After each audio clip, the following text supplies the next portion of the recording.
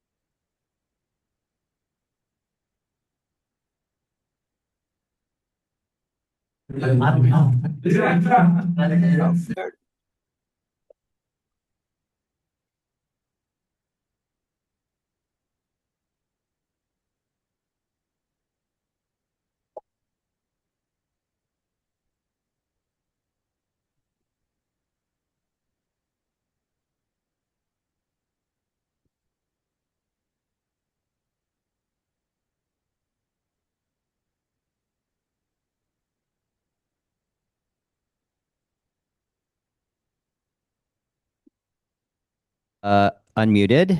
Does that make sense? Can we hear us? Do you not want to hear me? Some Hello. people, oh, okay. Some people don't want to hear anything I have to say, so it's good. All right. So to get things going, I'm going to read the land acknowledgement and then our amazing MC is Simon. Simon, did you tell him your name and how many years you've been doing this ride? He'll come and say lots of things to you. All right. Simon. Simon. All right. Just quickly, we're going to go over the land acknowledgement. The Toronto PWA Foundation recognizes that the work we do within the modern day city of Toronto takes place on the historical and traditional territory of many Indigenous nations, including the Anishinaabe and the Wendat peoples, and more recently, the Mississaugas and the Haudenosaunee nations, and is now home to many diverse First Nations, Métis, and Inuit people from across Turtle Island. By making this acknowledgement, we strive to be allies and take an active part in reconciliation by honoring the land, history, and unique Indigenous heritage and culture within the city of Toronto. This fosters our commitment to the recommendations set forth by the Truth and Reconciliation Commission. Guys, I think I need glasses now. Is that a sign I'm getting older? All right. Megwitch. And we are moving on to the agenda, which we'll see right here. It's in somewhat order. We'll go over the rally details. As you can see, I don't have to read this all to you because we'll revisit this as we go through the presentation. Stuff about packing day, departure day, nutrition, Rustler, and there's other crews here. We have people from the crews who will make a little speech tell you about all the things they do. Simon will guide us through that as well. And there's going to be a lot of space at the end for question and answers. So if you do have questions along the way, just take it down into your notes on your computer, that's not a computer, in your phone. And we will get to those at the end of this. And our goal is to keep this really tight, about 45 minutes to get lots of space for questions. All right? Sound good? Are we in? Okay, hold on a second. That doesn't sound good. I'm gonna do what I need to do. One second.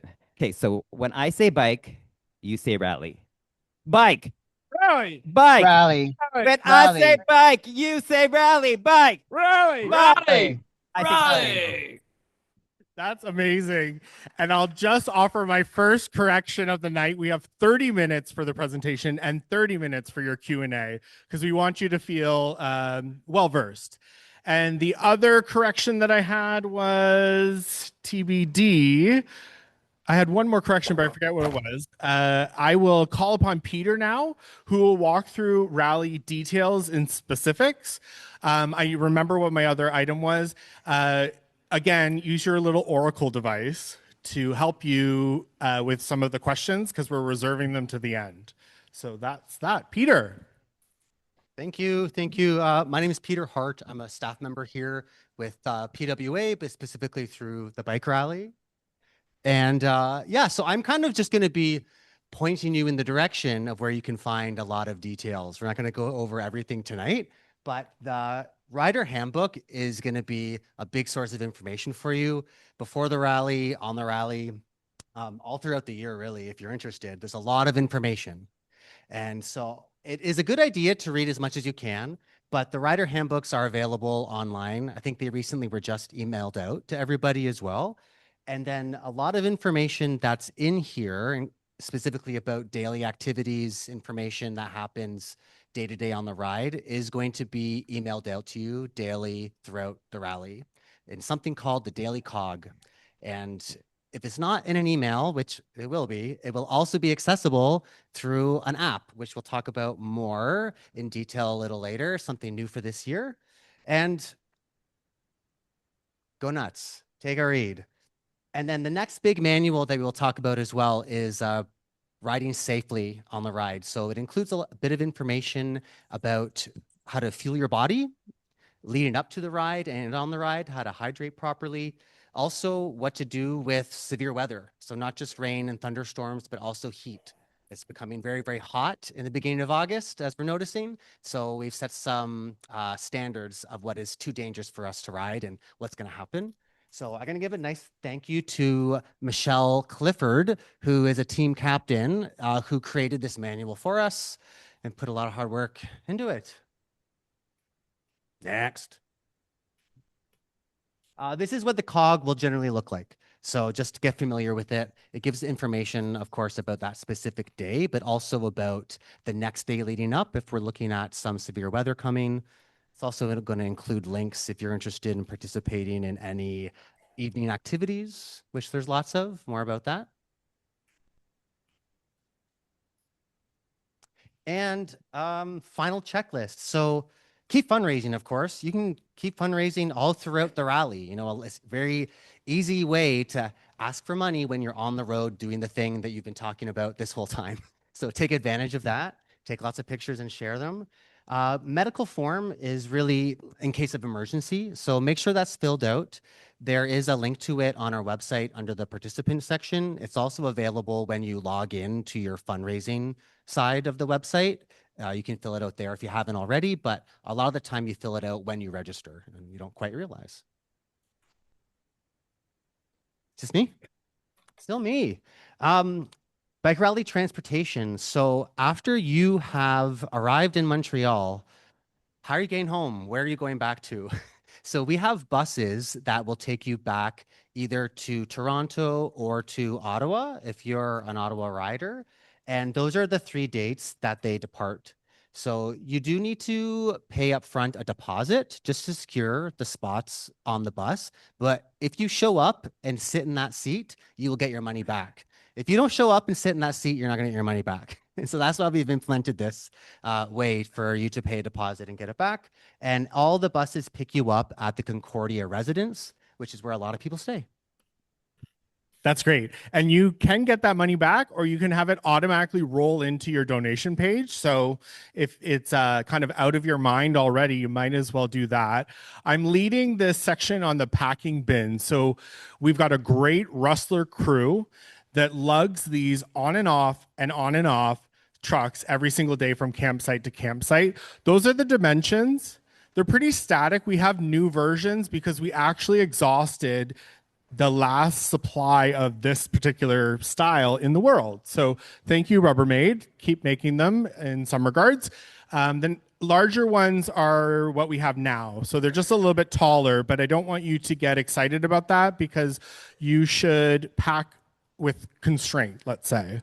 There are oversized bins, but it's easier to underpack and deal with that than like overpack and not have any space or room on packing day and just feeling flustered, if you will. How can you do that? We have packing down to a science. The lists are online. There's great tips to be had as well, like Ziploc bags that might keep your items dry. And Connie over here has maintained her Ziploc bags for 12 years now. So it's not like another piece of plastic going out into the world if you are conscious about that. I'm going to invite you to packing day, but it's actually packing morning. Don't show up late. It's like a hectic day, if you will, because you're going through the process of checking in, getting your jersey, getting your bins, doing the packing. So it's better to show up at 9 than it is at 12:45. Don't pack your this year's jerseys or anything that you need for the first day because you'll need it for the first day, clearly. And there's a picture of our rustlers and the oversized bins where you might have a folding chair that doesn't actually fit in your personal bin. You could toss it in there and feel kosher. Don't bring your bikes to packing day. Definitely bring them to departure day. Speaking of departure day, Steva. Departure day, awesome. So it happens really early in the morning. Where's the camera? I'm the camera. I'm just the black image, anyways. So it's on Sunday in Corkdown Common, which is over here. Hopefully, it's gonna be an amazing, beautiful day. There'll be washrooms there, and there is coffee. Yes, there's coffee. Oh my God, amazing for those who drink coffee. So it does start early. So you can read right here, and all this stuff is available in the handbook as well, right? So if you don't get it tonight, you don't have to take screenshots. It's all available to you. 6:30 rider sign in open. 7:30 group photos. Your captain will help gather your people to get those group photos so you have a nice and amazing team shot. So we have official photographer there.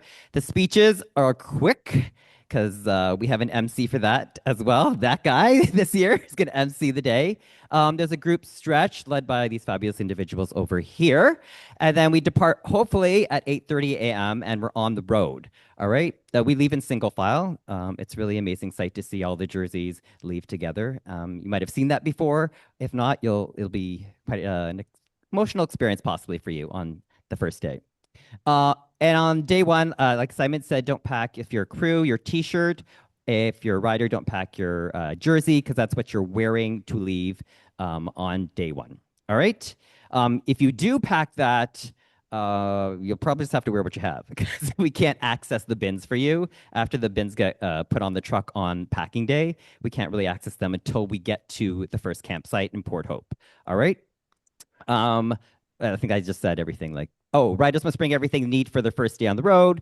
They're asked to leave their bicycles in there'll be an area where you see everyone's dropping off their bikes. Don't worry, no one's going to steal your bike. There's lots of people there making sure that's not going to happen. And it's filled with bike rally family people, and it's going to be an amazing experience, hopefully.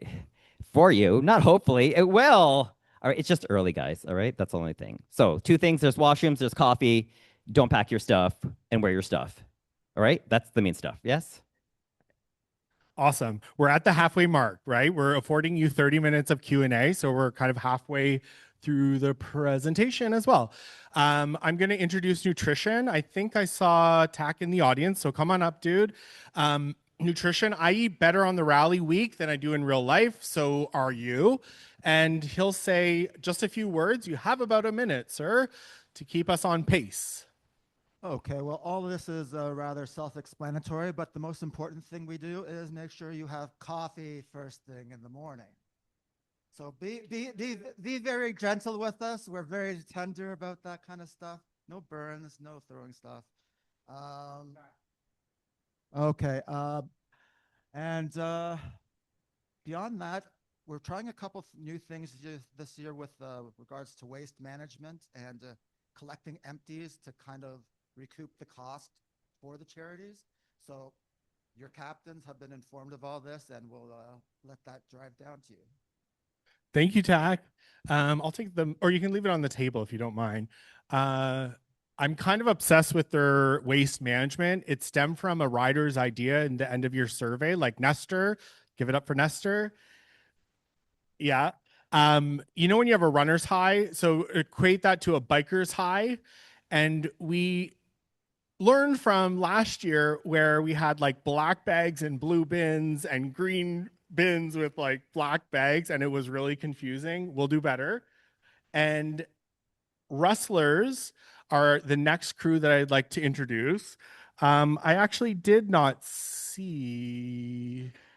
They're downstairs. They will be up here later on during the big meeting. This is the baby meeting. And folks like, if you're a leader, can you put up your hand, whether steering committee, please? These folks are an endless resource of information for you. So if your question doesn't get answered or you think of a new one, please, please, please don't be shy. Wellness is going to be Peter. And I'll just reiterate what I said earlier about CMCC, the wonderful chiropractic treatment providers. So snaps for them. Your medical form that you have filled out virtually on TeamRaiser or through email is not what they do because they're chiropractic. So you'll want that treatment, then you'll want to fill out that form so you don't have to do it in the moment. Peter, would you do the honors? Yeah, just a few words here. So what you're doing is a big event. It can be very tiring and exhausting and taxing to your body. So we provide massage therapy and chiropractic support through Canadian Memorial Chiropractic College. Can't thank you enough. You're going to have 3 sessions available to you throughout the rally. And so use them wisely. And they're available at lunch and once you get into camp as well. And also first aid. We have a first aid and wellness crew as well that are available for you for anything else, boo-boos wise.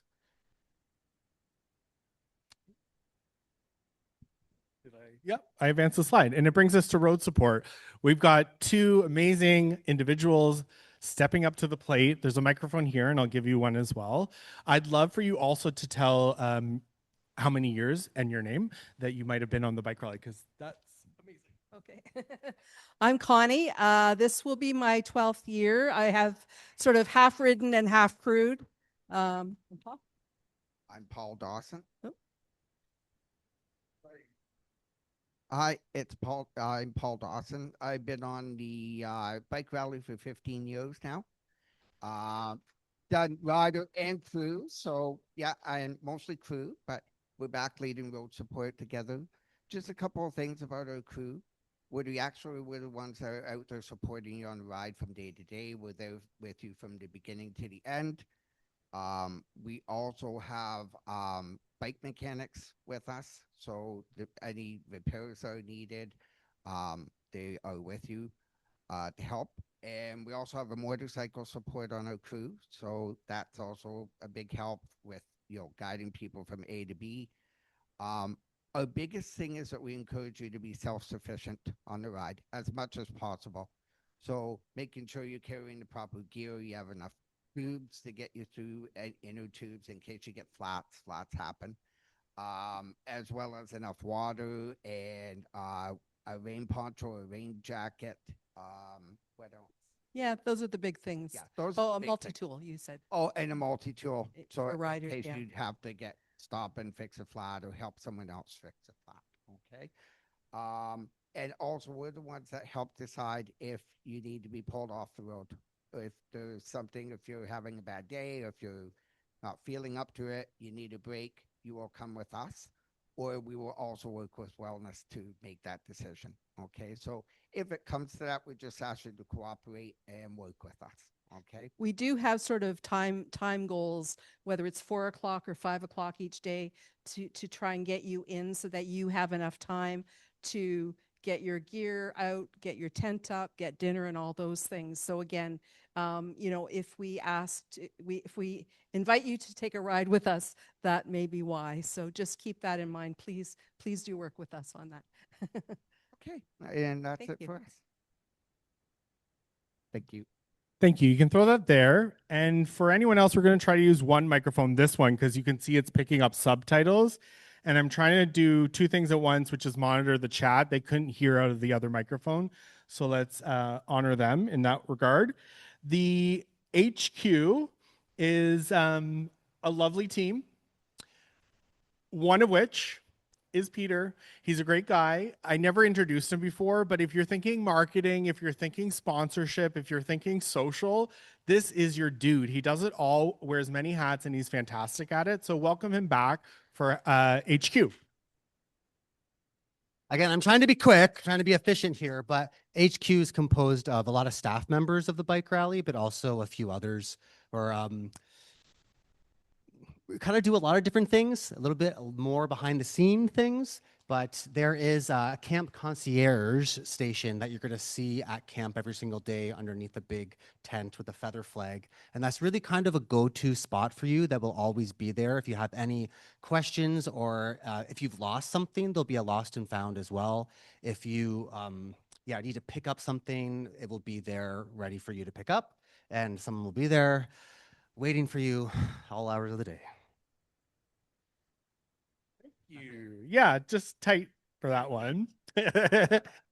We've got 7 minutes to go and only four slides. So we recouped our lost time at the beginning. Thank you, everyone. For a day in the life, I'm inviting both your co-chairs back up. One's going to own the first slide. The other's going to own the second slide. And again, just jot down your questions because I feel a little spazzy right now. Like this presentation's kind of all over the map. So your questions might feel all over the map right now, but they will feel resolved once we get to that portion, okay? So gentlemen. You are so confident. I love it. Your questions are going to be awesome. And I'm just standing in the light there. So a day in the life. Well, I've got the mic now. Where's Rob? I'm going to go rogue, Rob. I'm kidding.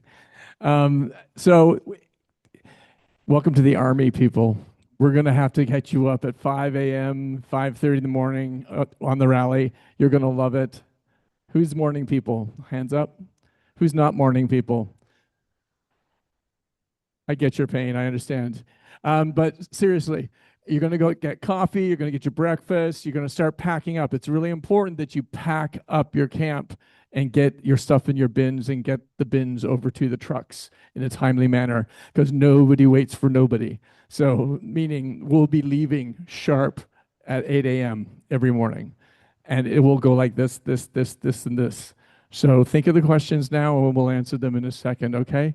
And then we're off. Single file, always single file. It's really, really important for bike safety, okay? So do you want to do the next part? Then at 2 p.m. we arrive in camp, and then where's the next slide? Super. What happens? What happens? What happens? We're so excited.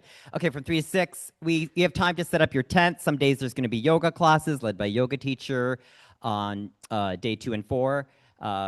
Treatments from the wellness people. Bikes are loaded onto the trucks. How that happens, it will be given to you with regards to your captains. They'll tell you maybe your team's responsible for putting bikes on trucks for the evening. So just so you know, your bike stays on a truck. It doesn't stay out in the open unless you want to necessarily bring it into your tent.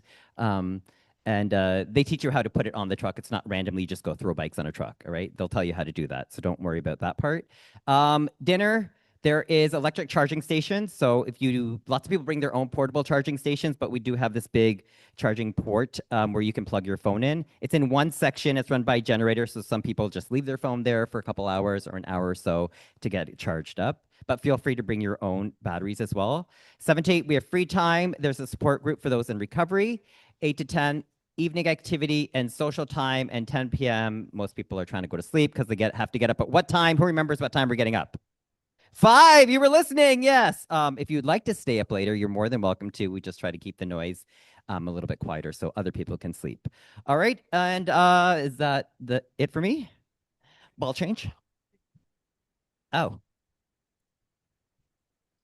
Fundraising. Is there more slide after that or just fundraising? Oh my gosh. First of all, thank you so much for all the amazing fundraising you have been doing this year. Why am I in this camera? The first years make up a big chunk of the riders this year. So give yourself a big round of applause for that.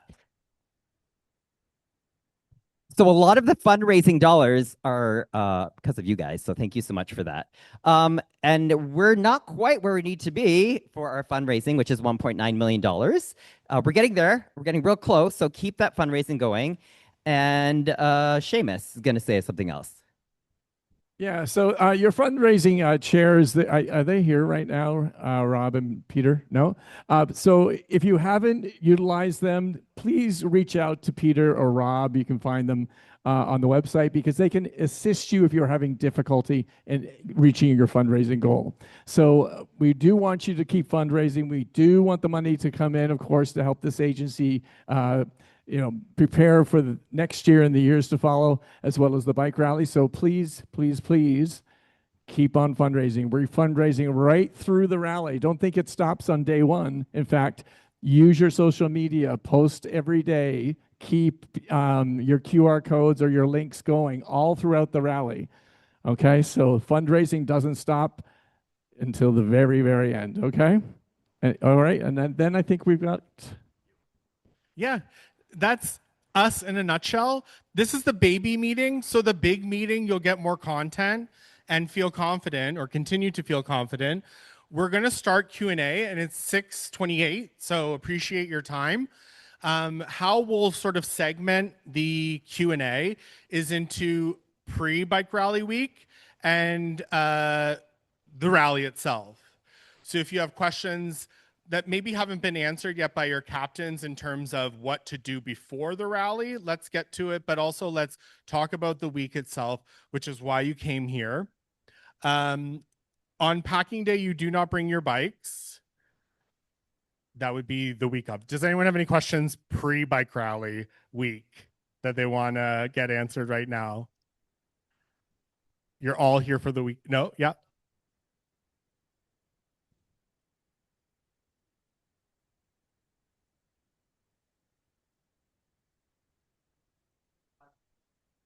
Yep.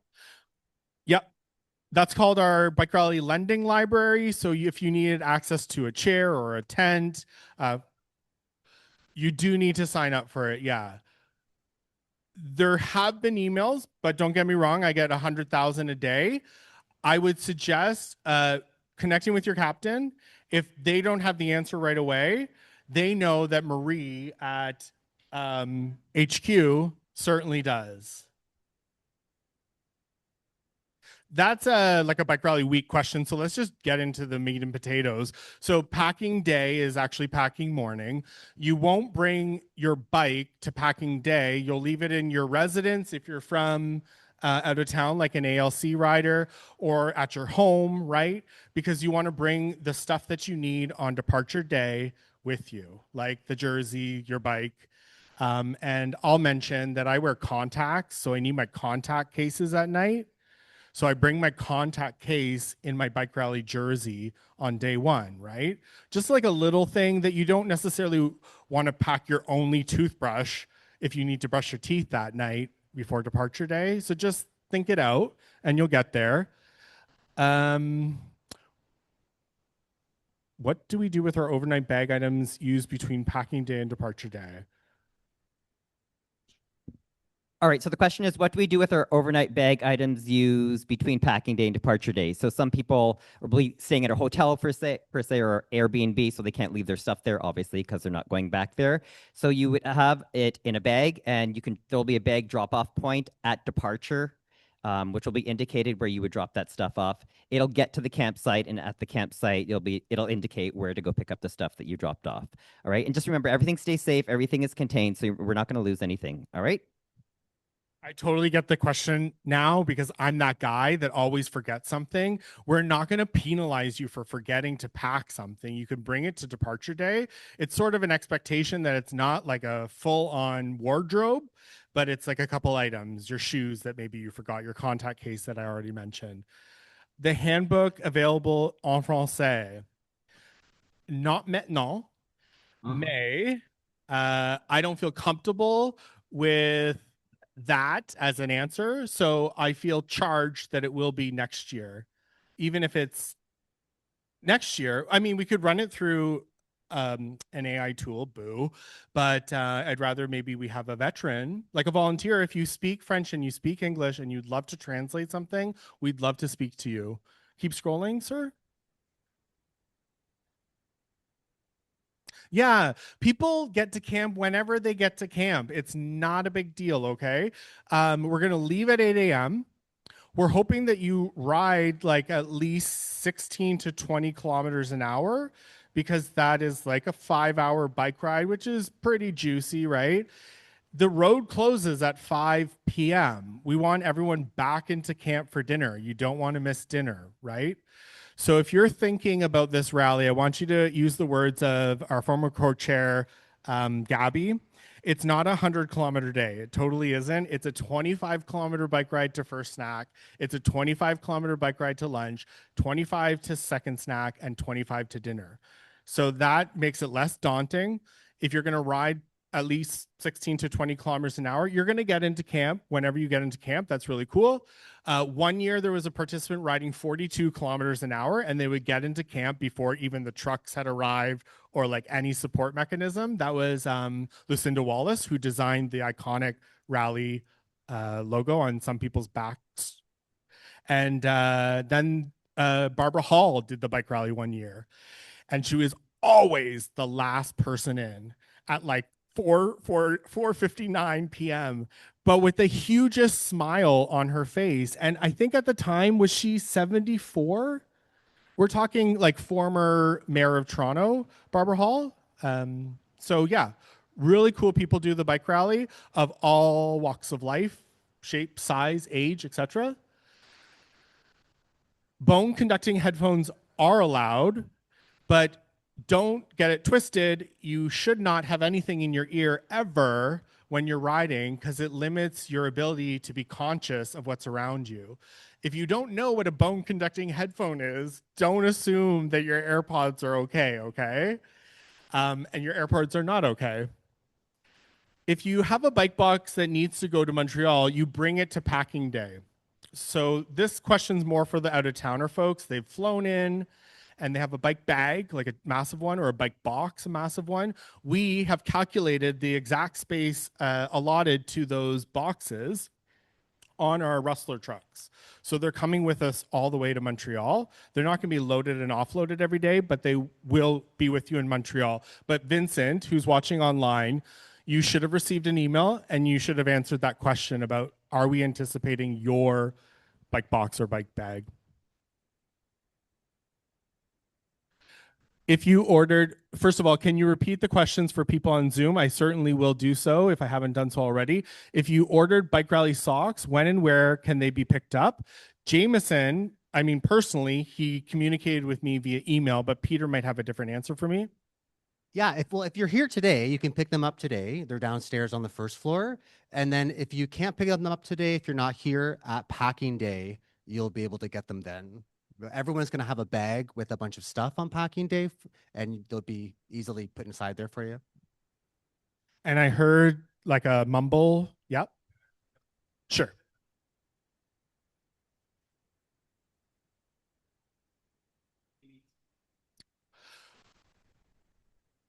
Up to you. You're like an in-towner, right? You're coming back to Toronto with your bike.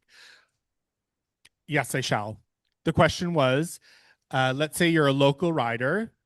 You're going from Toronto to Montreal on your bicycle, and the question is about your bicycle coming back from Montreal on arrival day, arrival ceremony, as it were.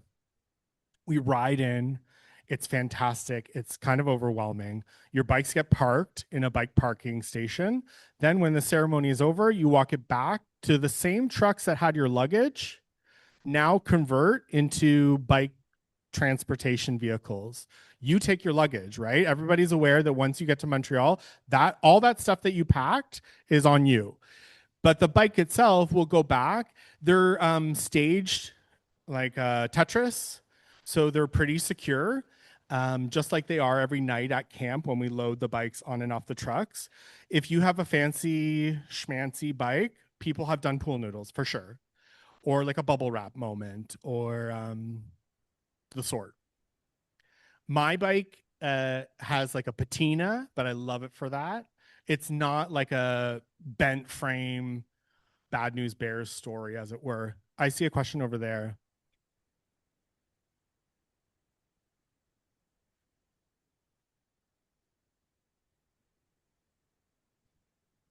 Not quite. So the question was like, explain to me the process of bins versus bags, like how you're packing.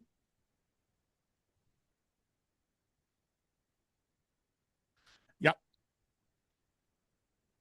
Gosh, no, please don't. You'll be missing that 8 a.m. departure. So a lot of people do a soft shell duffel, not like a hard wheelie, but a mech 75 liter or 50 liter is pretty amazing. You can just drop that in your bin every morning and scoop it out every night. Everybody leaves their stuff in the bins beside their tent overnight so that they stay nice and dry. But your contents, it's kind of like the bag that you packed all your belongings in becomes like a liner to the bin. So you open up the bin and there's all your belongings all the way to Montreal. But when you get to Montreal, you need that bag because you're going to depart with all your belongings, right? That's sensical? Yep. Keep them coming. I'm Simon. I've done the bike rally for 19 years. So if you have a question, I better know the answer. And one really fun fact about Simon, he also was a coacher, but he was a coacher in the really, really hard COVID years. So give him extra applause. Thank you for that, Steve. It happened virtually, it happened locally, but we still raised over $1 million per year because of the dedication of this community. So thank you. There's a question online that says, how many kilometers are suggested to ride the week before departure, and any other forms of exercise we should focus on leading to the actual week? I love this question. The last weekend before packing morning weekend is like a team ride, I think, in the schedule. So your captains sort of facilitate one last ride before you might take the week off. You don't become sedentary or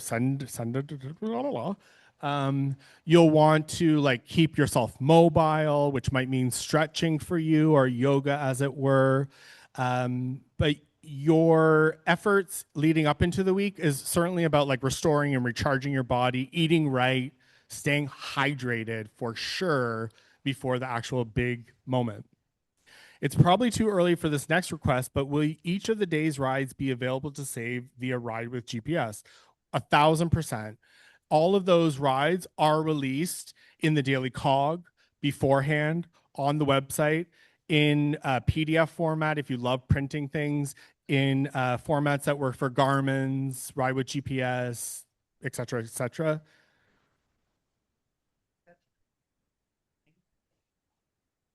With the exception of day 2, the routes are slightly different, which you'll hear in the big meeting, like Kingston fellow, like going in and out of dorms, I guess. I don't know.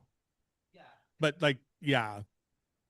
If you've done the ride before, it's going to feel familiar, but I appreciate the newbie question. Hi. Oh, yeah. It's kind of everything under the sun.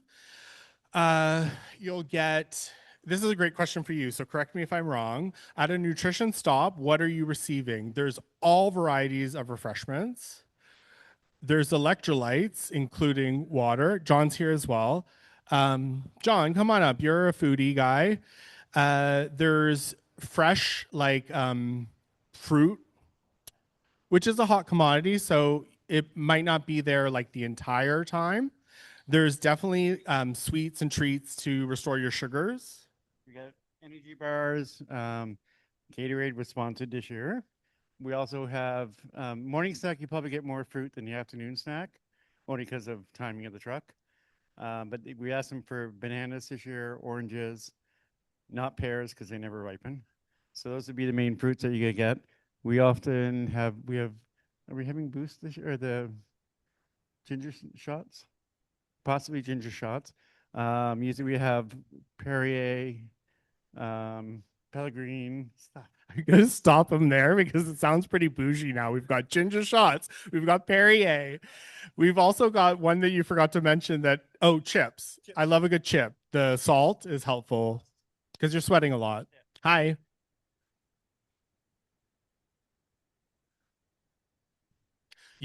Oh, I get it.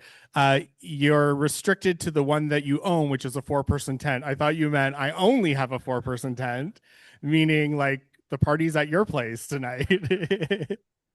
So the question was, if your tent doesn't fit in your personal bin, you'll be placing it in the oversized bin, which is available 3 per truck. Your team is situated on 1 truck. Hi.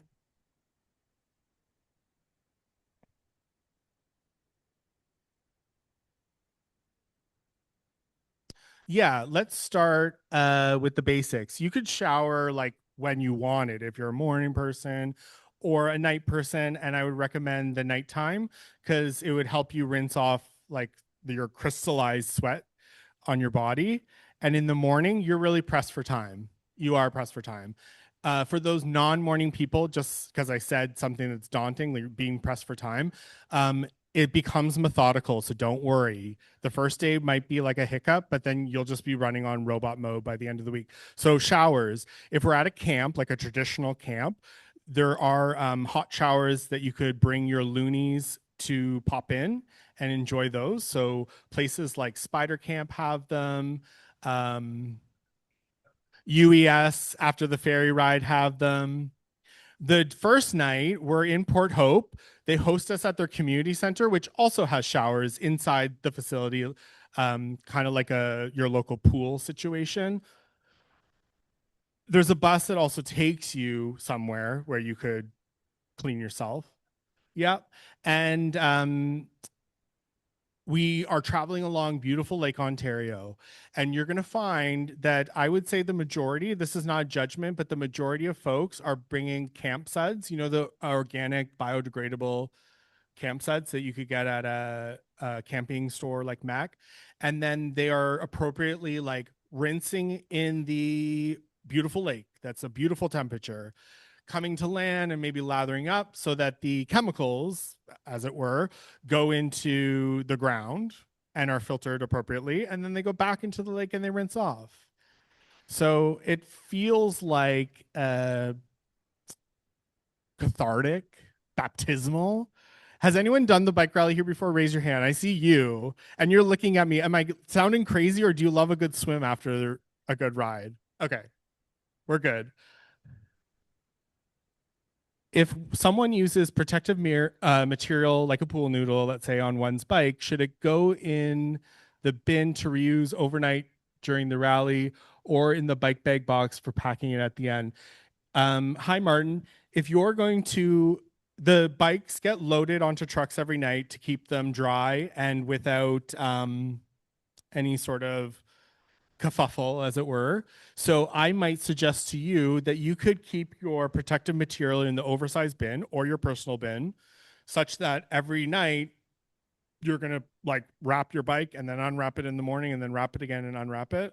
If you don't feel like that's necessary, because we do have a soft hand on our bicycles, knowing that they range from $100 to $10,000, then feel confident that you just need them in your bike bag at the end of the thing. And I feel for our crew who tuned in. We're trying to give like a bit of a generic presentation that is applicable to all parties, crew and rider. Will my bike have a spot on the truck back if I haven't requested a ride back on the bus? Certainly. Full stop. And your bike will go to your appropriate town or village like Toronto. And then on Monsignor Fraser, hi, Aiden, how are you? At Monsignor Fraser, you'll pick it up on the Monday or the Tuesday and no later than that. Got it? When will the routes be available? The week before Tom from Palm Springs, you'll notice those routes are perpetually being updated with juicy tidbits. So for Paul and Tom, and that's about it, you're going to look for them at least the week before. What did I say? Oh, ride with GPS. Yeah. Which gives turn by turn voice instructions. It's quite handy. Stephanie Dimitrioff. Since we're talking about food, is there coffee available at any of the rest stops or just in the morning? Just in the morning because of the like need to heat it up. Ooh. Wow.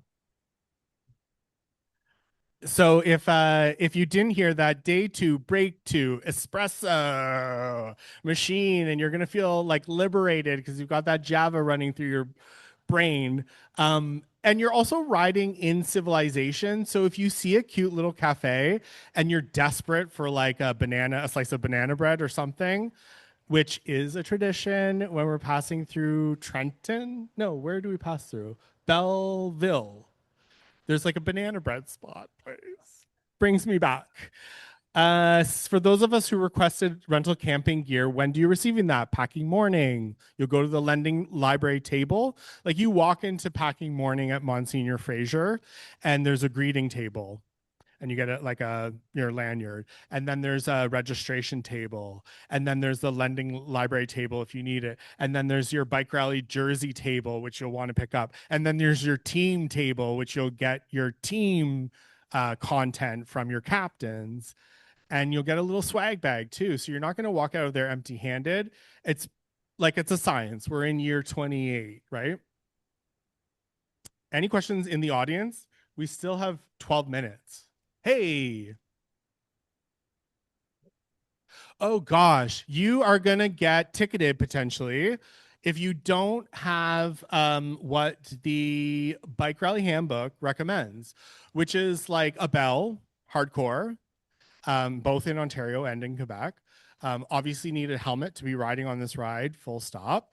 And then reflectors. A lot of people have circumvented sort of like any sort of legalities by just putting reflective tape on their wheels. I am probably making people feel like agitated or anxious about there being police at the border of Quebec ticketing us. I can't say that anyone's ever gotten a ticket, but we're also not responsible for your ticket. That's you. It's maybe 45 bucks. I don't know. That's a great question, and I didn't give a great answer. Hey, if you have lights, do you still need the reflector? Reflectors on your sides, like for cross traffic, so you don't get T-bone. Pardon me, what was the question?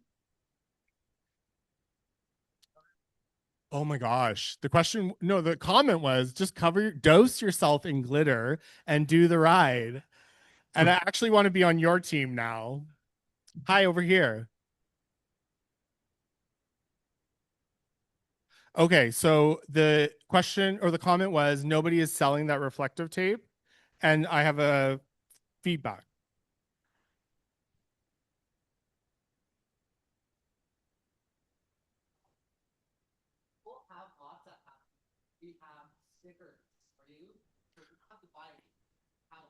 So that banter, the banter that's happening in the room for those online is that I can't find reflective tape. Dollarama has reflective tape. And then when you get here, we're going to have, Peter, what'd you say? Reflective stickers. Sorry. Thanks. Yeah. Yeah. Yeah. Yeah. Or the plane or the train, whatever you're doing. So the correct statement that, what's your name? Jamie made, he's obviously read the handbook, is that everything that you bring in your bins to Montreal is going to leave with you to your hotel, to your Pride Tea Party. Clearly, you don't need to bring that to the Expo Stadium. But, like, yeah. What was your name? Yep. Jackie had a similar question, right? So the liner of whatever you're using to transport your belongings, for me, it's a mech duffel backpack and then a mech bag duffel, so I could just waltz away from arrival ceremony and feel great about my life. I just go to the hotel and they become like a luggage for the weekend, and then when I get back all the way and I've done plane, train, and automobile, they make it with me, and then a lot of the stuff just gets thrown in the wash, and that Bob's your uncle. Does that give you confidence or answer your question?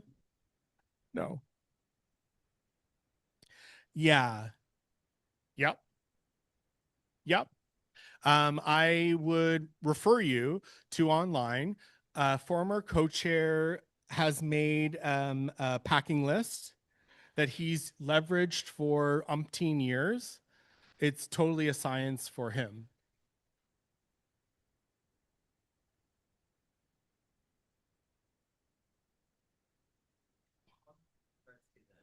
The camping stuff, if you for 100% don't want you're like, oh my God, we will also, if it's in good condition, you can donate it to the bike rally donation area for camping gear, and we'll take that back, but then it becomes ours.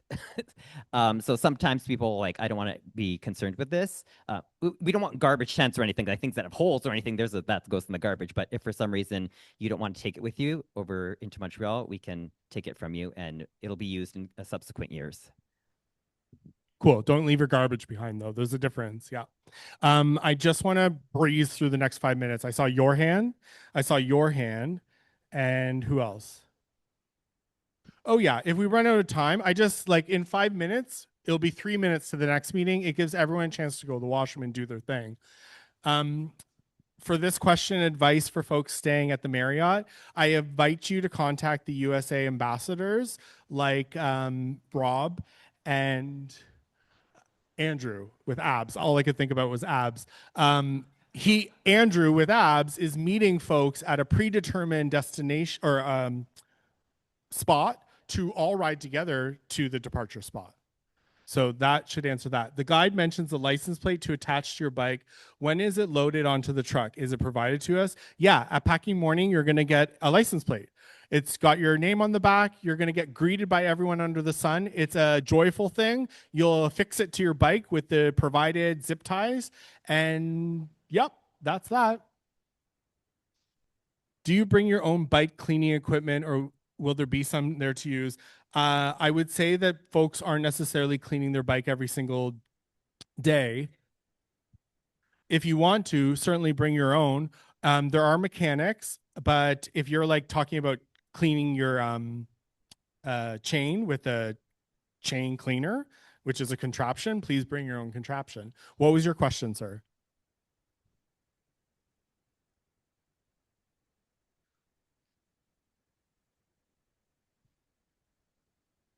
Range.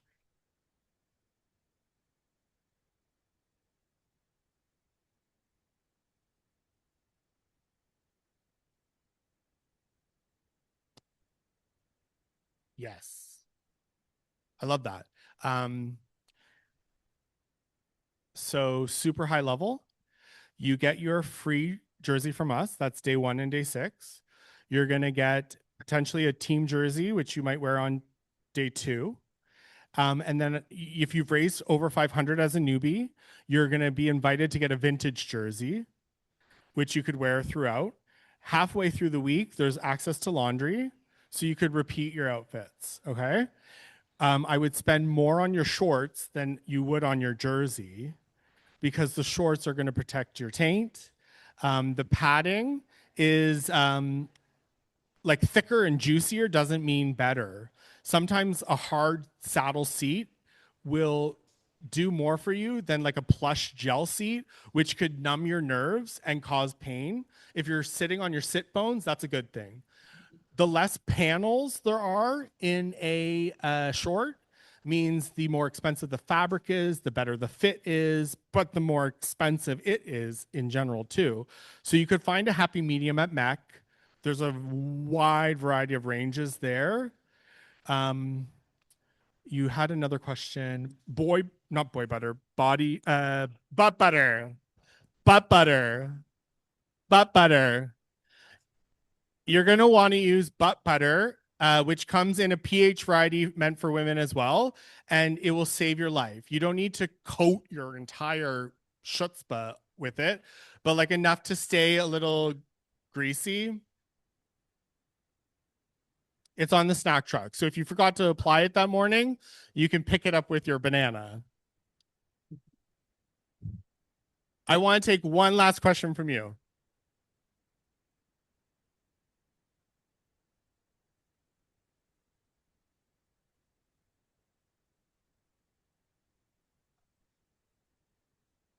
Totally. But what resonates with me from the question of what are the road conditions like is safety.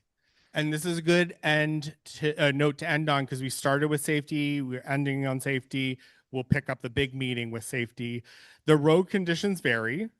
In my 19 years, they've gotten better and better and better and better. We will be confronted with traffic. So you have to stay hyper aware of your surroundings such that you're not riding into a pylon. But those are clearly denoted. I love the road support team. In the evenings and the mornings, they kind of give a rah shish boom ba and make you aware of the conditions of the day. And then on the ride itself, they're not only cheerleaders, they are wardens, right? So they're providing you feedback on how to stay safe. If you're net new here, you can be aware that you might be on gravel at some limited points, on cracked pavement on some limited points, on dirt, on fresh pavement, on roads with no shoulder, roads with a curb.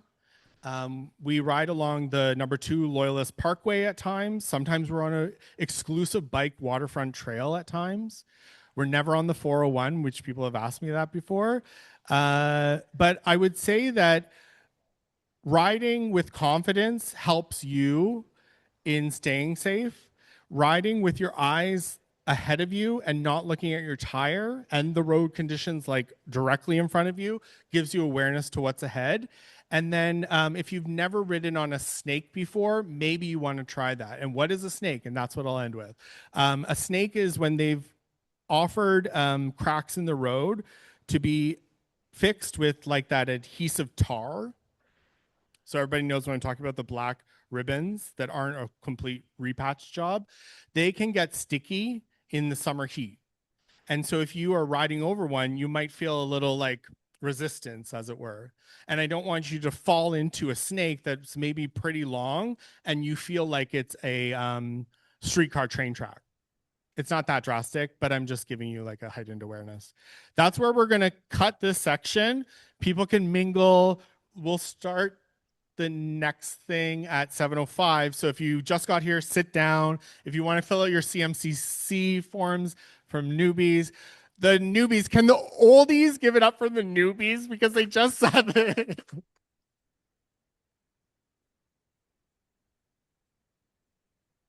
Yeah, yap amongst yourselves. We'll be back.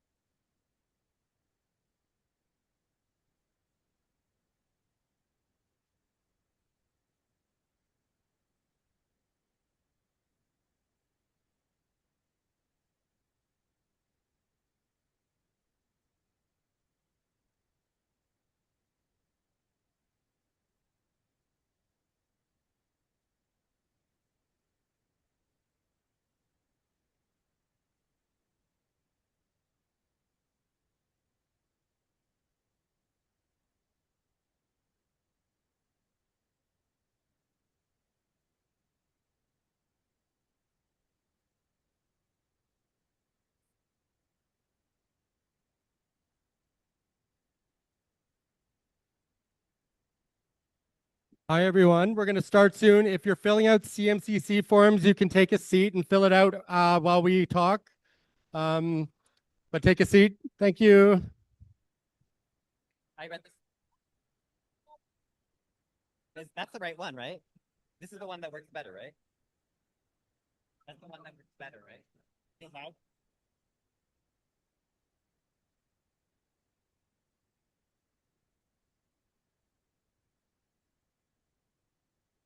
Good evening.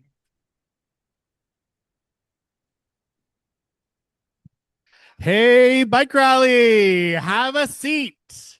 Sit your tuckish down. If you're in the midst of filling out your forms, do it at your seat. Gather close, gather round.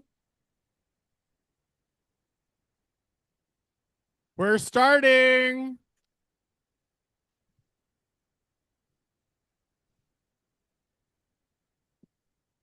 Not really. What's amazing about the bike rally is present in this moment. It's a community, it's social, and you're seeing that in the flesh right now.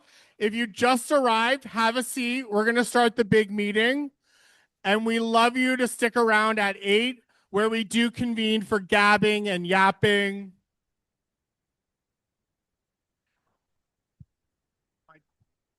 Tell them to cut it out.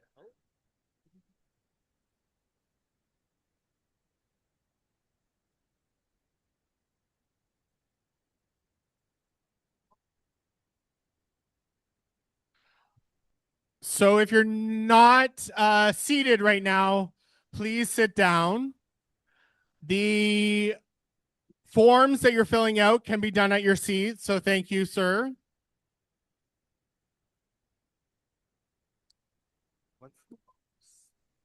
All right, let's get started. Everybody take a seat. Come on. Come on. Come on. Come on. Let's go. Let's go. Let's go. Let's go. Let's go. We want to stay on schedule. Come on. Let's go. Let's go. You're going to get used to this booming voice because I'm going to be yelling at you every morning and at evening as well with announcements. So let's come on in. Let's pay attention. We're going to get through this really quick. All right. Yeah, shut up already. So if you aren't seated, have a seat. We have something important to do. Michael Blackburn, have a seat, buddy.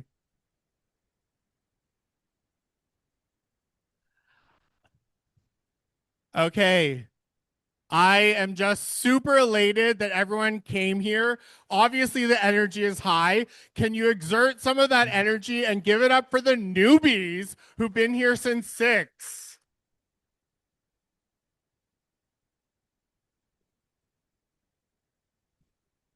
That feels like a warm welcome to me.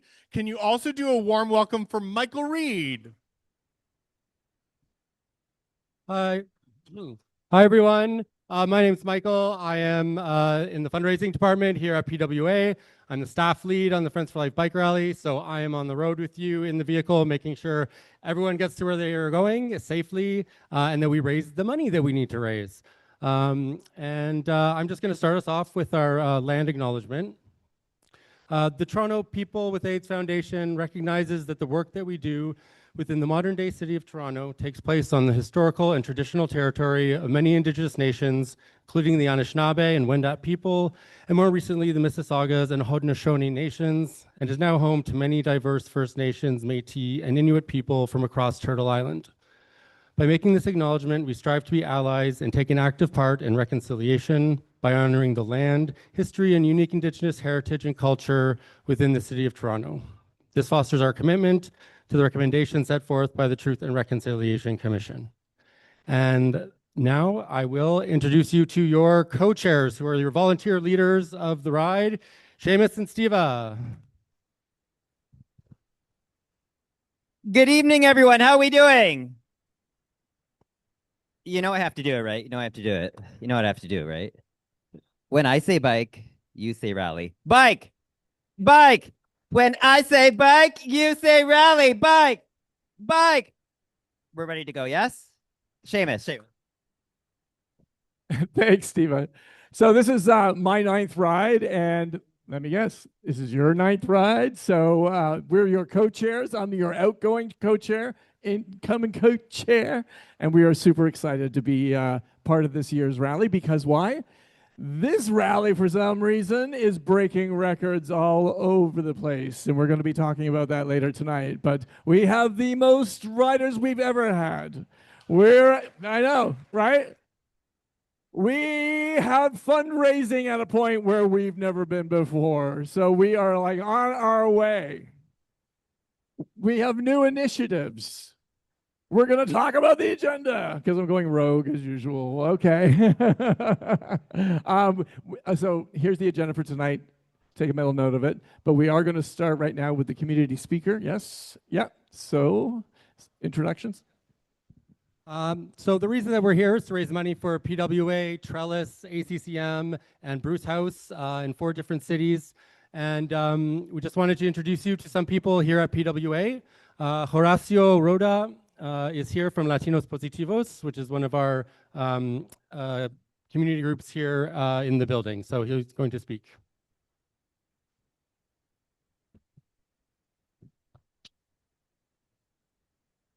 Oh, I'm sorry. Hi, good evening, everyone. Can you hear me? Great. It's so nice to see so many beautiful people, including myself, of course. Well, in this special evening, we're here to celebrate, to share, and perhaps make new friendships. Um, there's a lot of things happening at Latinos Positivos, but before that, I would like to share a secret with you guys. And that is that I have been living with HIV for 25 years. And I watched and witnessed friends and loved ones to die for the last 4 decades.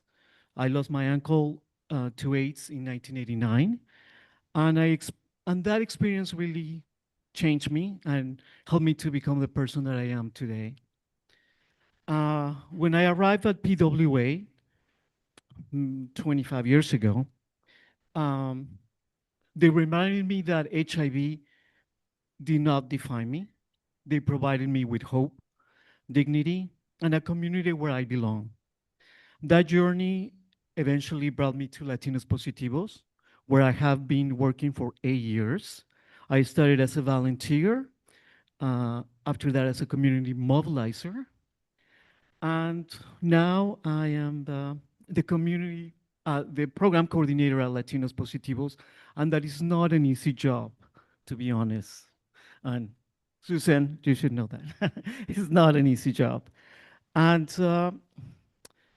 but we're very happy to say that we're celebrating our 20th anniversary this summer at Latinos Positivos.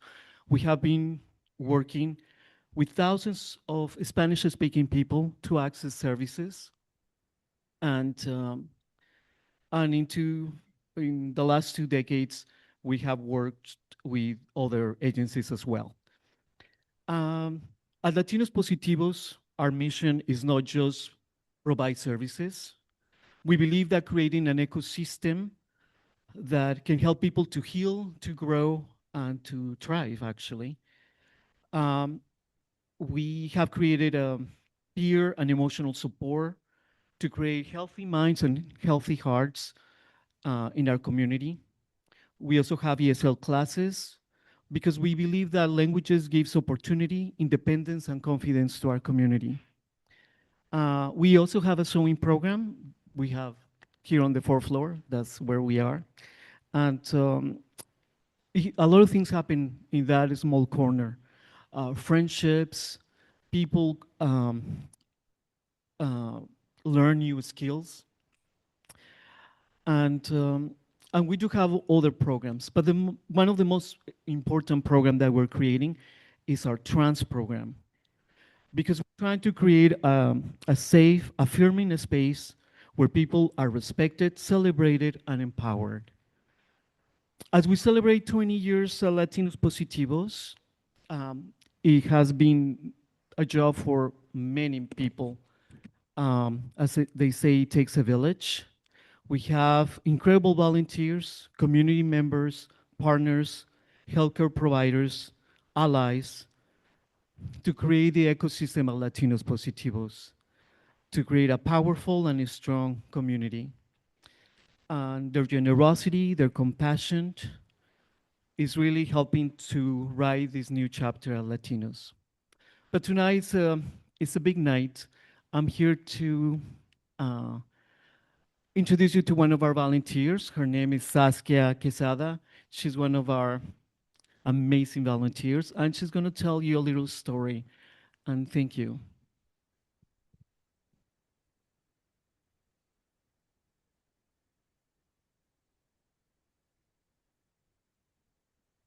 Hello, everyone. Thank you all for being here. My name is Saskia Quesada. I am part of Latinos Positivos, and I am very honored to share this space with you today. I would like to start by asking you something. Have you ever fallen in love with a piece of clothing? Your favorite top, a fancy dress, your lucky socks, maybe? Well, once I fell for a pair of shorts. Let me tell you my story. It was back in Mexico.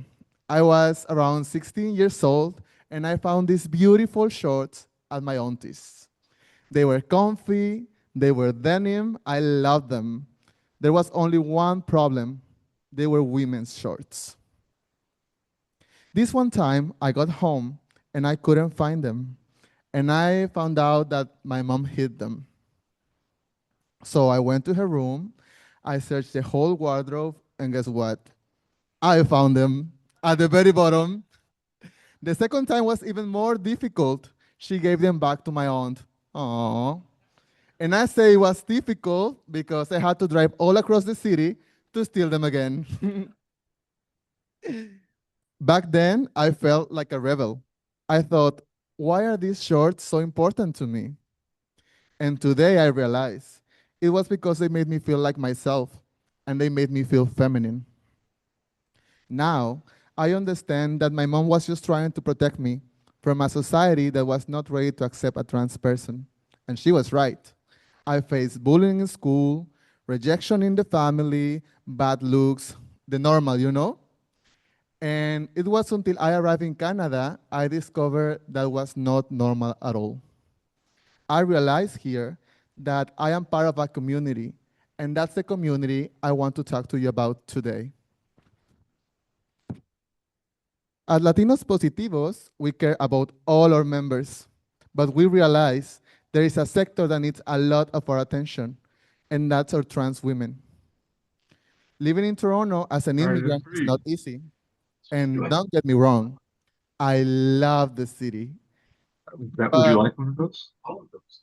But there is a high price we pay for the feeling of freedom, safety, and acceptance, which is loneliness. We grow far from our families, missing our food, missing our friends, and facing other types of challenges, like employment. Did you know that in the last Canadian census, only 25% of trans women had a full-time job, and 45% were unemployed?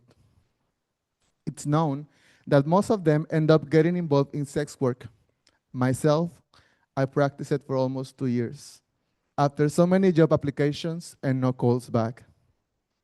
Would you believe, one time I applied for a cleaning job, and the only condition for the job they told me was to dress as a boy during my shift. And a couple of weeks ago, somewhere in Church Street, they were hiring bartenders. After I present, they told me, sorry, we are looking for real girls.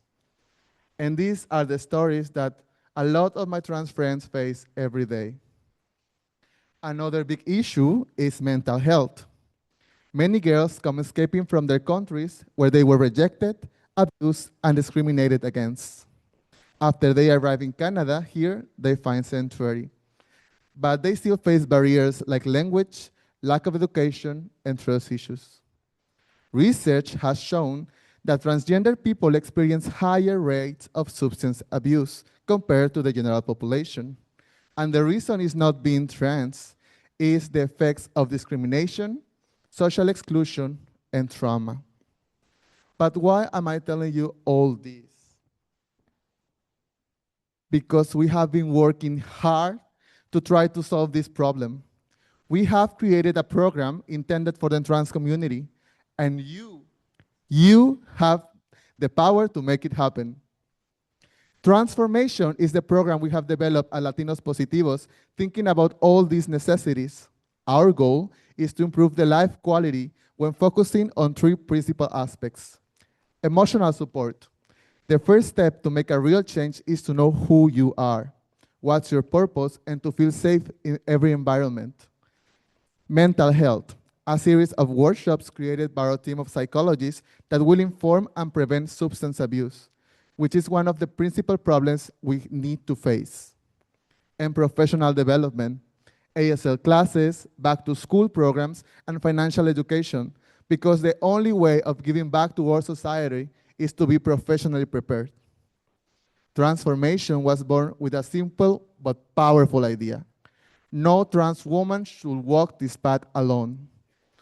We want to create a community where each one of them can heal, grow, and build for the future they deserve. Because when trans women have support, opportunities, and community, not only they survive, they blossom. Thank you so much.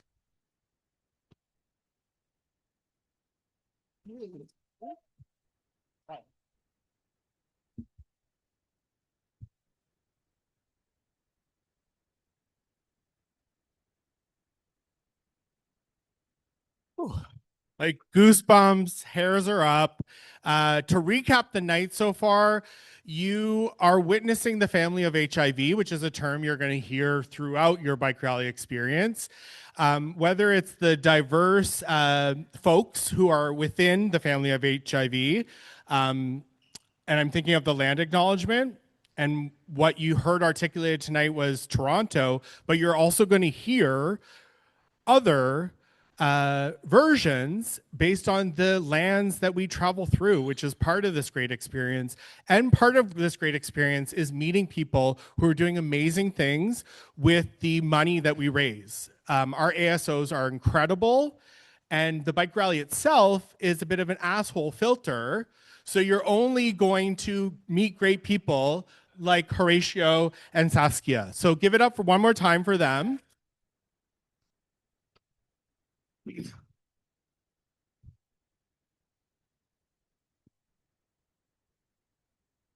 Stop.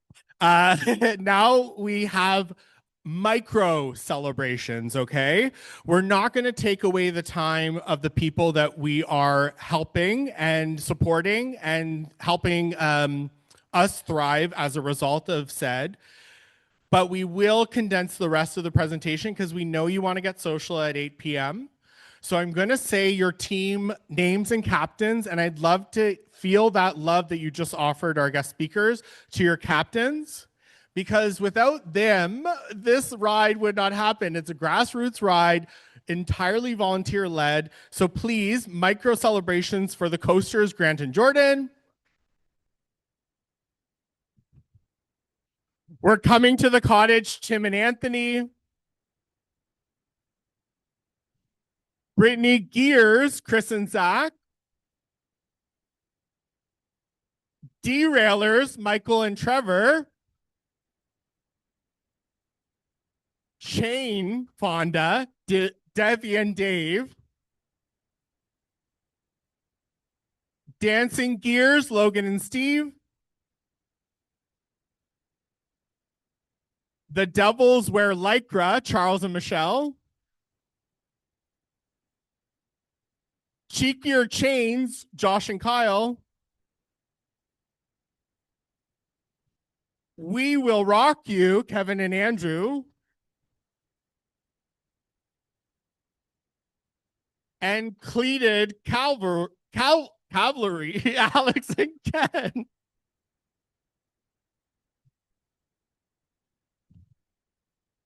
And then one overwhelming, large, abundant celebration for the steering committee. If you could kindly stand up, Seamus will speak about you.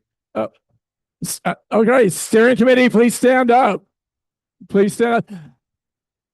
These are the people who have guided 2026 to the starting line. So thank you, thank you, thank you. And we, thank you, thank you, thank you. Have a seat, guys and gals. But honestly, the steering committee have been incredible this year. They've turned out and they've really supported this ride and everyone here. We do something called Catch the Good at our steering committee, where we go around the room and we start every meeting by talking about something that has been good for the bike rally. And that's how we start our meetings every time. And that positivity is infectious, and that's what's going to be spreading throughout this this rally. So my first catch the good for you all is thank you to each and every one of you. What a great job you did. So thank you. You're going to hear more at the very end about the steering committee and other leaders, but I want to introduce 4 more. Michael? You don't have to clap as much for us. It's fine. So we're your staff on the rally, and we work year-round, full-time, to make this happen, to raise all the money, to organize, to do all the logistics. We go through about 50-something municipalities to get all the permits, all the camping, all of everything. So I am the director. I'm in charge of everything, I guess. I work mostly with the co-chairs. We have a good synergy with the staff and the volunteers. Marie, who you've all got emails from for sure. She does all of our travel and accommodations. If you have any issues with your fundraising platform, if your donors have problems, just send them to her and we'll take care of it. Jameson does all of our logistics, so all of the planning along the route, that's his role. And then Peter is our marketing, social media, and sponsorship person. We'll all be on the ride. So yeah.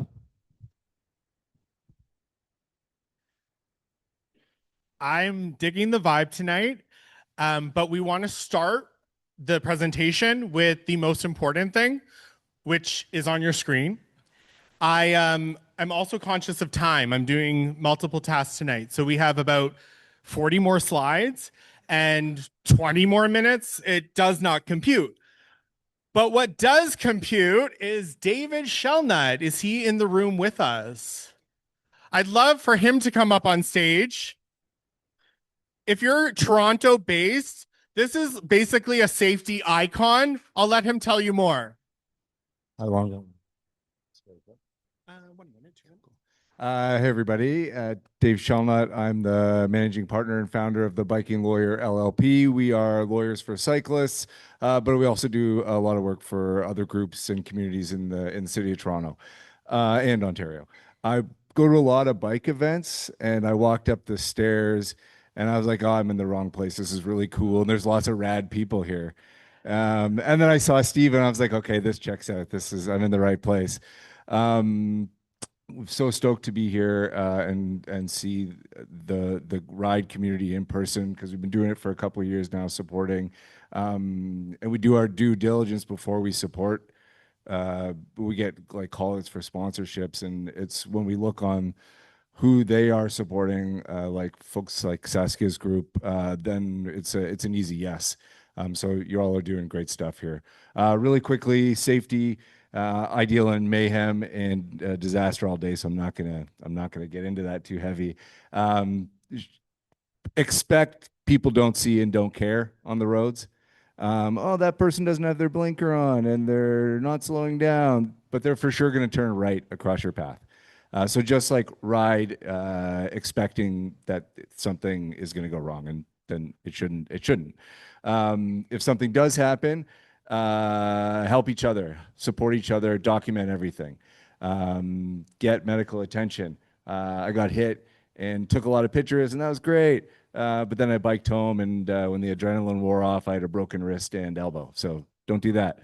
And then the last thing I'll just say is, like, you all are doing such good work on like the war against bikes front too. Like, people out there on the roads and showing that riding bikes is like a really good thing for a number of reasons is great. So keep pushing that out there. Keep that positivity. Be ambassadors on the road. But there's a lot of animosity against us. So if people say things or do things, just de-escalate. Don't escalate things. Thanks so much.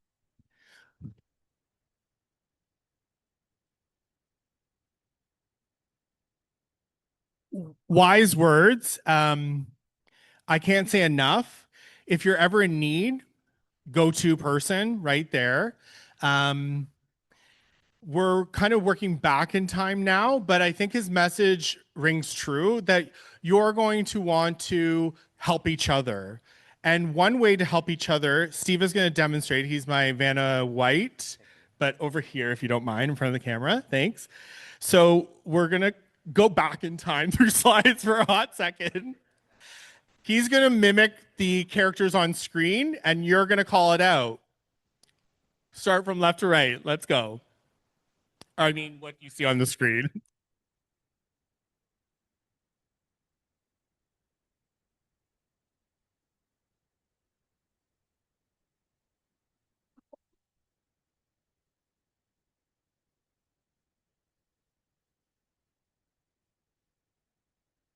Oh.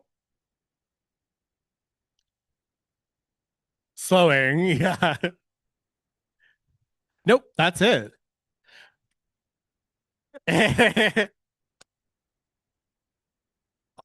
On your left is key, and how about on your left with that person's name, because they'll have a license plate, which is pretty cool.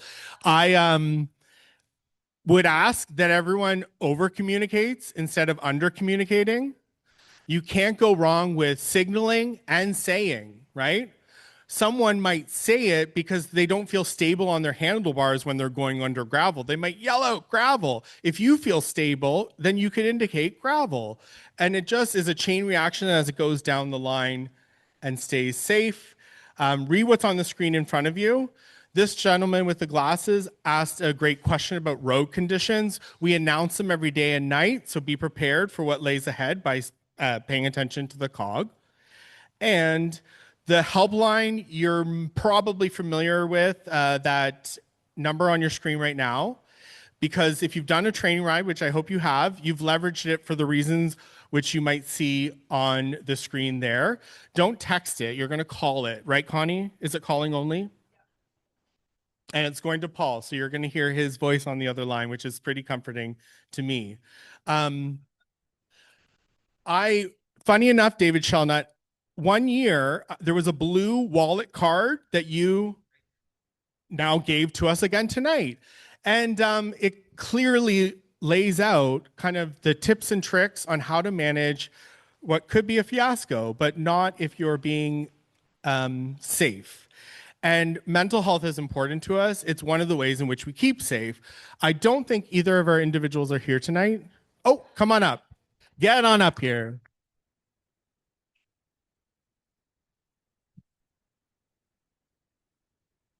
Hello, everyone. My name is Jameson. Jason will also be with us. We will generally be, coming with you on all the stops. We'll just be around. Look for there's an RV where we have kind of a little bit of medical supplies, Band-Aids, and sunscreen and things like that. So you can come to us if you need some of those. But also if you just want to talk, if you're feeling, isolated or having a rough day or anything like that, we'll be around. I think there will also be some yoga services and things like that. So anyways, look for our faces. And if you just want to talk, we're there.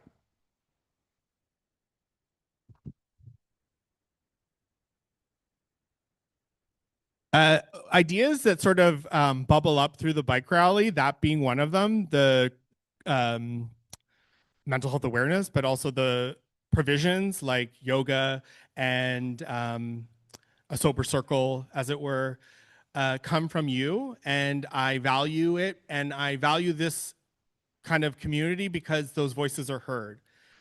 Weather safety is Michael's special. So I'm just going to draw attention to this. This is all in the handbook. We do have policies around air quality, when we ride, when we don't, when we give recommendations, when it's your choice, when it's not. So that's all in there. It's the same for heat and humidity. Basically anything above 45 degrees Celsius with humidex is dangerous for the human body. So we start to reconsider when it gets that hot. And finally, thunderstorms. For any of you outside of Southern Ontario, we get very strong thunderstorms.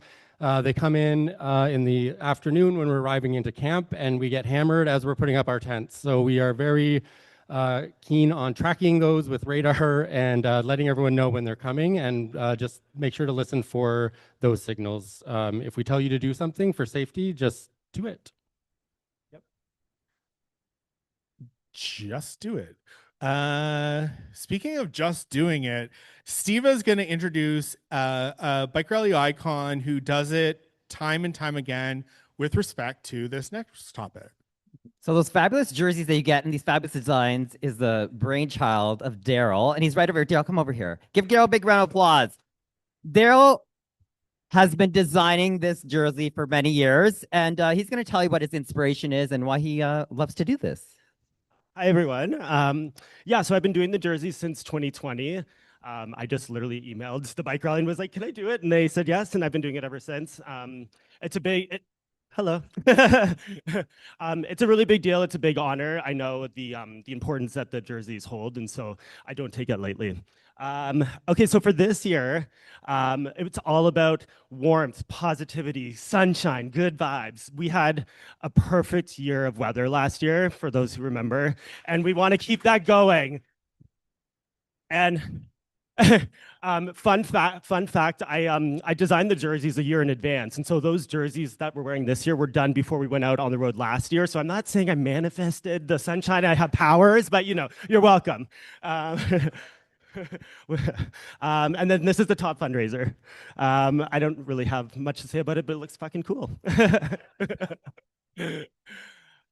And we got our crew shirts as well that are a replica of the jersey as well. And that's, I think, it for me.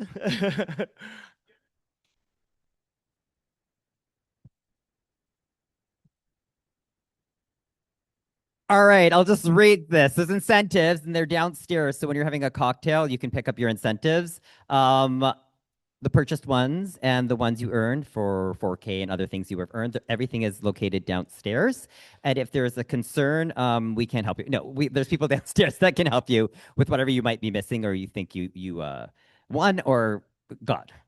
Hell yeah. That was a question of the first year newbies. Like, what about this swag item? What about the socks that I ordered? And to circumvent that question ever being asked again, just go downstairs later and or raise 4K and get that swag item or more and beyond, because it's a sign of value and I think care. Next up is Michael.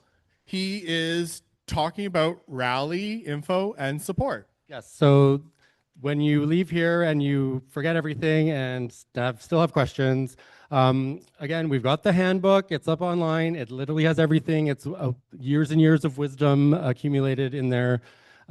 Check that for any information. We are also releasing our first mobile app this year on July 23rd.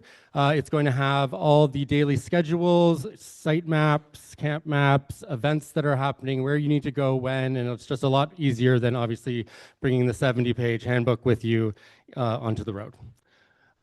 This year, for the first time, we're going to do a hospitality helpline. So it's the same as the regular helpline number, but it's going to run for 3 days before the event. So if you're coming into town and you get stranded, your Airbnb gets canceled, you just don't know what the hell's going on, call this number. It will be staffed actively during those times, and we will help you solve whatever problem you have. We will answer after those times, but it's not guaranteed. And then it will turn into the regular helpline after that. Thank you, which is voiced by Paul. Yeah, so basically don't have an issue outside of those hours and you're good. If you have an issue at camp, can you gaze upon the beauty that is in the back right, standing up as we speak?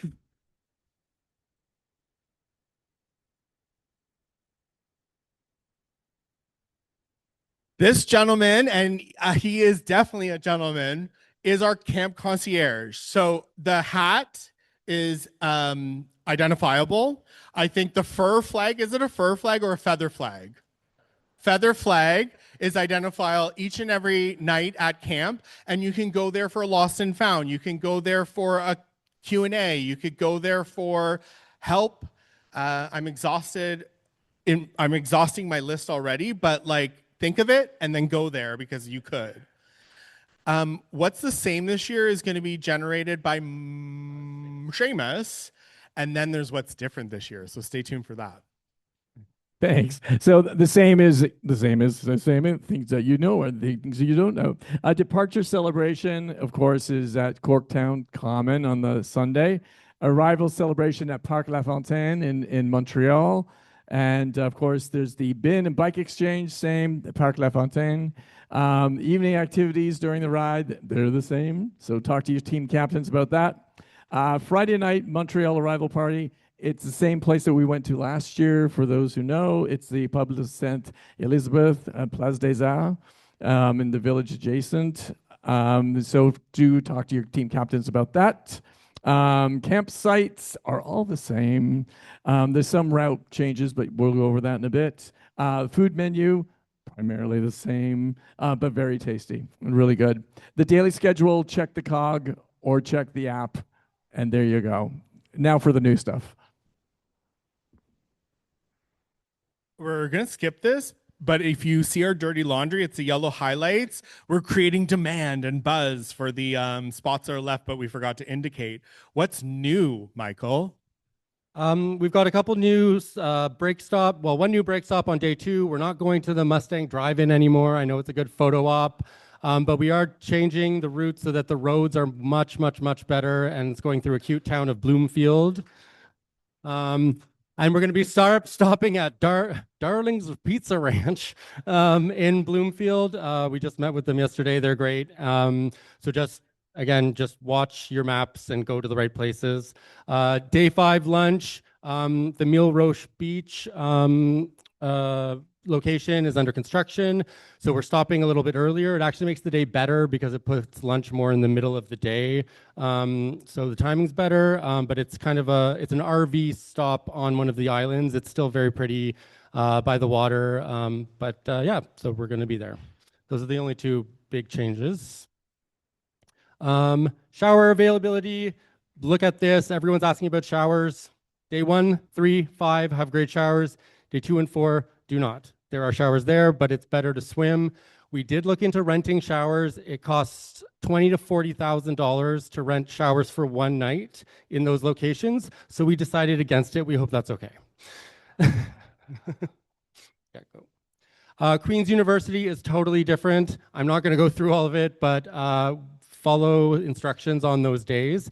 We are staying in the residences much closer together, so you don't have to walk all the way down to Leggett Hall where the bins were before. Everything's going to be on the same block, so that makes it a lot easier.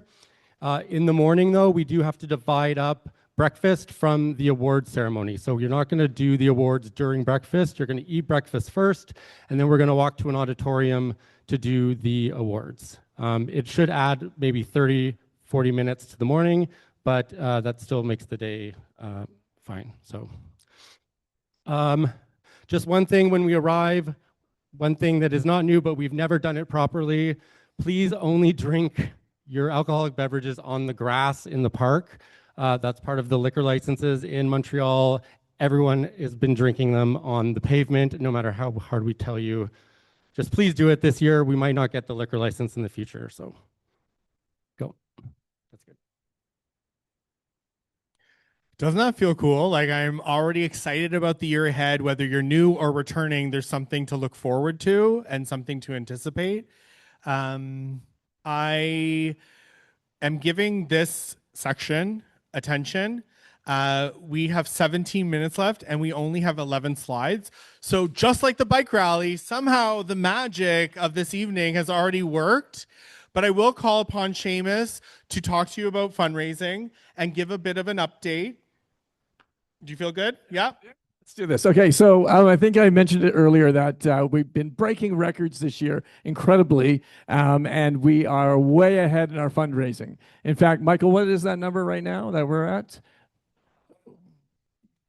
We're at 1.43 million. Okay, like wow, it's just incredible. So, we're going towards 1.9. Remember. So keep your fundraising, fundraise all through the rally, use your social media, just keep it coming, keep it churning and go, go, go, go. Okay. So thank you, thank you, thank you. And Suzanne, my darling Suzanne, here she is. This is the woman who keeps this whole hub running like a well-oiled machine. This is Suzanne Paddock. Good to see you, my friend. Thank you so much for being here. I know I see several staff in addition to our development staff that are here.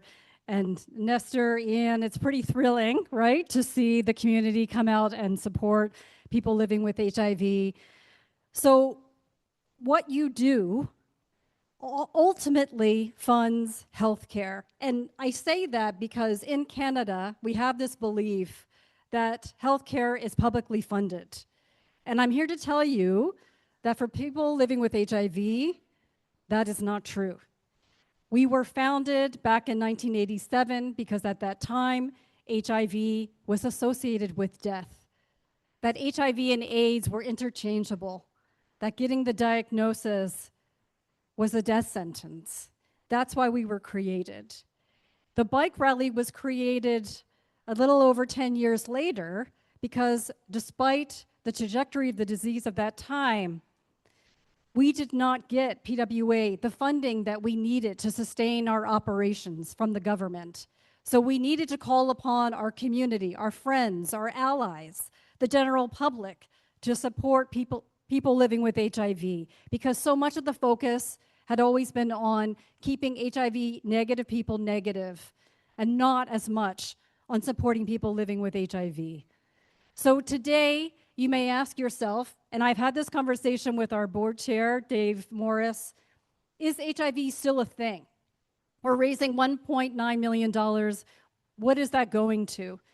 And I was sitting today with the CEO of the Canadian HIV/AIDS Foundation, the Foundation for HIV/AIDS Research, and I was also sitting with Sean Rourke, who's the National Director for HIV Research. And where we all settled on is that HIV is a health equity issue that has not been solved. Canada is the only G7 country with rising rates of HIV infection. We just saw in March that Manitoba had to declare a public health emergency around rising rates of HIV infection. HIV has not gone away, and it needs constant attention. It is an infectious disease that, while preventable, treatable, manageable, has still not been eradicated. And as we heard from Horacio and Saskia, that when we look at who is most impacted by HIV, it is in the communities that are most marginalized. Back in 1987, that was anybody who identified as being gay. In 1987, it was only a few years after Canada legalized homosexuality, which seems pretty shocking to us today. Today, it's about people from Latinx communities. It's about trans women. It's about Black men and women. It's about queer newcomers. It's not over. So the money that you raise, it funds our food programs, it funds our financial assistance, it keeps this building operating, it keeps a safe and welcoming space for people living with HIV, which ultimately benefits all of society. Because if we support people living with HIV, we're actually supporting the general society. We all know that, the greater community does not. So that's why you need to raise $1.9 million. Because there still is stigma and discrimination against people living with HIV, and people don't want to think about supporting people living with HIV. So that's why you are so important. Being in this building, we've seen a 45% increase in the number of people living with HIV that we serve. We're serving more people than we ever have. So we need you. HIV is not over. And if you ever want more information, you can ask any of us, and we'll have a very lengthy conversation. You can ask Saskia and Horacio and talk more about it, because it's not over. And just as the ride says, until there's a cure, there's a ride, and we need you. So thank you very much. I look forward to seeing you on the ride, and have a great bike rally. Thank you, Suzanne. In 2010, I was diagnosed with HIV, and PWA was one of the first organizations that I came to. And I used the services, and I came through its doors, and I always promised that I would come back and give back, and that's why I was here. So thank you, everyone that keeps this beautiful hub going. So cheers.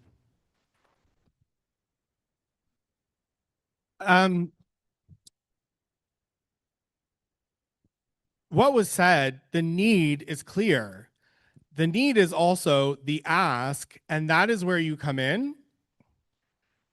We are doing this for a fantastic cause. You signed up. People thought you were crazy because of the challenge, but now you're coming back because of the cause. And what you'll leave here tonight with are some tips and tricks to get where you need to go, to get us all where we need to go, because we are the family of HIV together. There have been 3,449 entries, which translates into dollars raised for this incredible prize that's sponsored by Cycle Solutions. And if I could have the pleasure of drawing it myself, I certainly will. The number generator. So this contest was every $250 you raise from the beginning of your fundraising until June 30th, give you one entry in to the draw, and that's why there's over 3,000 entries. I've got a list here. There's a number assigned to everyone's entry.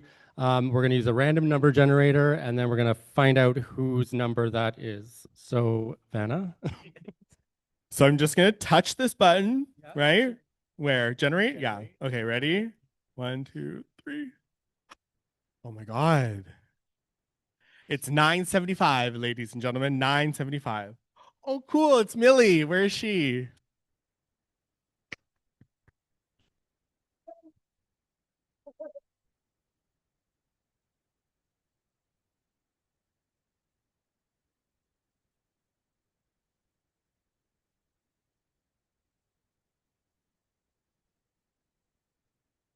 First, thanks, Millie, for raising those funds. Well deserved. Next, thanks, Cycle Solutions. They're an institution on Parliament Street. They offer you a lifetime discount if you've done the bike rally, if you're coming back to the bike rally. They have everything under the sun, including bicycles. Not to be outdone, though, are the sponsors that you see in front of us. And the work of this gentleman, Steva, is kind of part and parcel of why there's so many. All right, we're a little short on time, but this cannot run without you, and it cannot run without sponsors. So I just want to point out our major sponsors, which you can read up here. But one thing I want to point out specifically this year is look at this section of community sponsors. That is your relationship you're making with people in the community that want to be involved with this amazing organization and this great cause because you are. So going forward, this is probably going to be like 2 or 3 times the size next year. All right, so thank you to all the organizations, and thank you to you for reaching out, and always just ask. Always just harking back to fundraising, always just ask. You'll never know who wants to support it. All right? Hear ye, hear ye. One of our best kept secrets is community sponsors. I just want to reiterate what he said. There's a community sponsor package that you can leverage. So let's say you're not yet at your goal. You can get there. You could get there through individuals, sure. And the ask is not embarrassing. It's not uncomfortable. It's not on you if they say no, it's on them.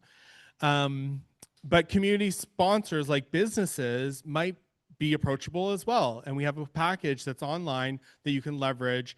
Sometimes Andrew is in the room. You go from like 0 to hero, that terminology, but from 0 to your minimum through one community sponsor. So don't be afraid to ask. Next up is Peter. Come on up, Pete. He is the queen, Peter is the queen of chill rides and queer vibes, and he'll tell you a little bit more. Thank you. Who here has ridden with Chosen Chain Cycle Club? Hey, we'll get more people out. I know. But we are a very social, fun cycle club that takes place on Tuesday nights at 6 p.m. We ride downtown. The rides are pretty moderately to slow paced, very entry level, very social, roughly about an hour and a half long. And we stick to bike lanes, bike paths, and we try to keep things very safe. So we're very different than your weekend training rides that are about the endurance and the time in the saddle, which is all very helpful for someone who's signed up for the bike rally.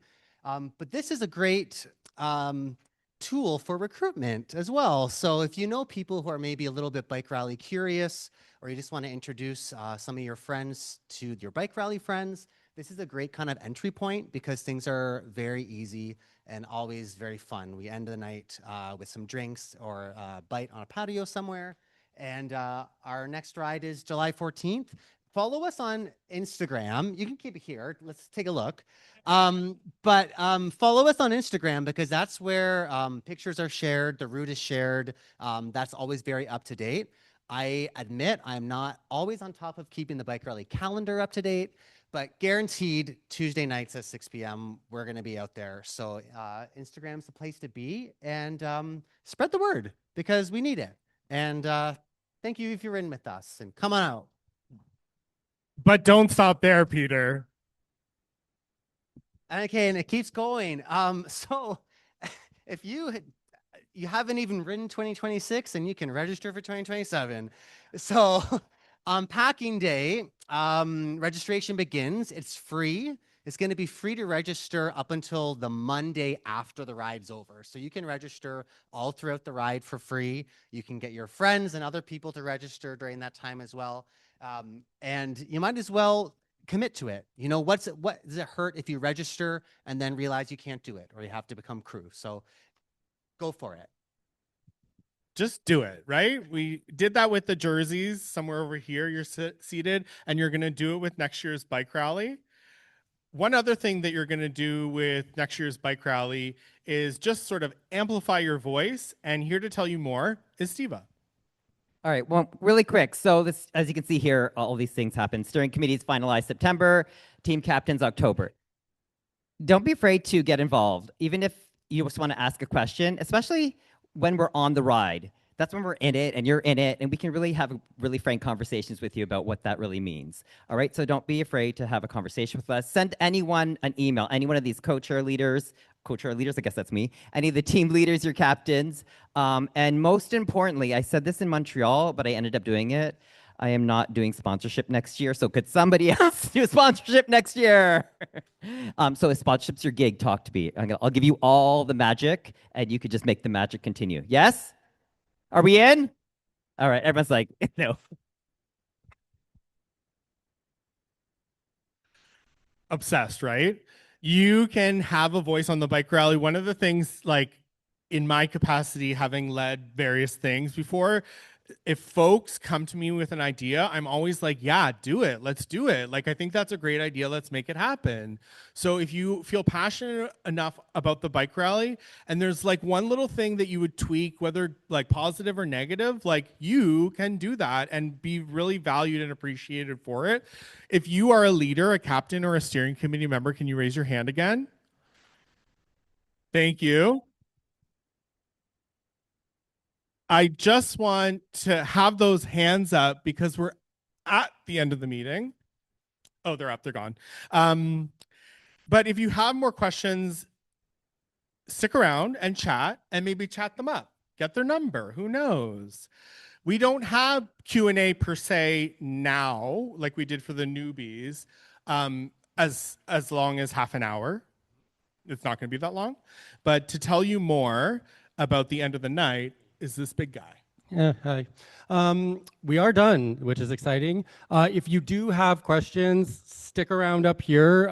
We'll stay and answer those questions. If you're online, you can pop them into the chat, and we will continue on with the questions.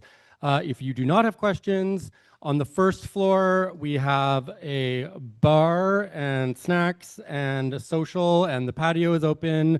And the merch is there. So if you've earned any incentives over the year that you haven't picked up yet. It's all there, and so you can pick it up. We've got some shopping bags for you to bring it home with you. And yeah, that's it. Thank you. We'll see you on the road.